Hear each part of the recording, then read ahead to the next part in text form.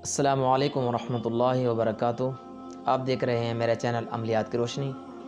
ایک مرتبہ پھر آپ کے سامنے حاضر ہوں ایک نئے وظیفے کے ساتھ، اور یہ وظیفہ اس لاعلاج بیماری کے لیے بتانے جا رہا ہوں جو کہ اس وقت موذی مرض کینسر بہت کثرت کے ساتھ لوگوں کے اندر پائی جاتی ہے۔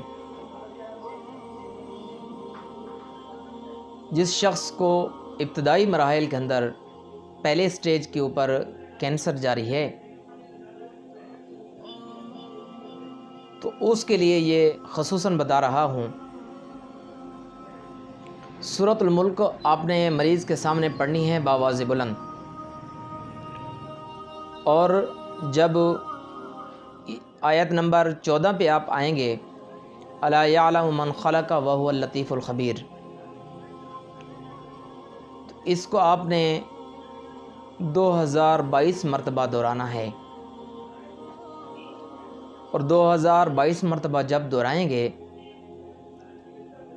تو یہ ضروری نہیں کہ اتنی آواز بلند ہو کہ اس پڑھنے والے کا گلا بیٹھ جائے، بس اتنی ہونی چاہیے کہ سامنے مریض ہے وہ سن رہا ہو، اور اس کا سامنے پانی بھی دم کریں، اس کو بھی دم کریں۔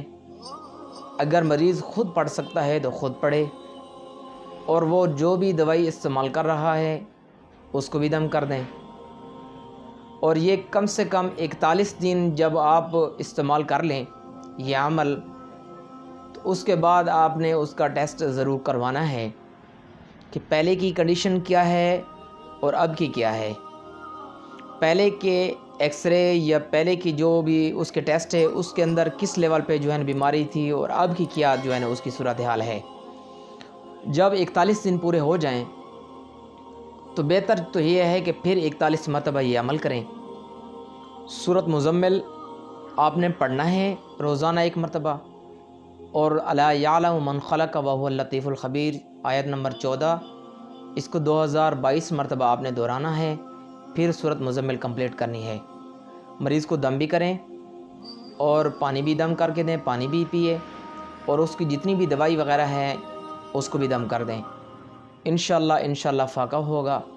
اور یہ استعمال کا طریقہ کار وہی ہے کہ جیسے وہ دوائی جس وقت استعمال کرتے ہیں دم بھی اسی وقت دے سکتے ہیں، یا مغرب کی نماز کے علاوہ ہر نماز کے ساتھ بھی دے سکتے ہیں۔ پابندی ہونی چاہیے، جو بھی عمل جس طریقے سے بھی شروع کریں تو انشاءاللہ مستفیض ہوں گے، آپ کا مریض صحت یاب ہو جائے گا۔ یہ کافی مرتبہ آزما چکے ہیں، بہت سارے لوگوں کو بتا چکے ہیں، الحمدللہ اچھے رسپانس آئے ہیں۔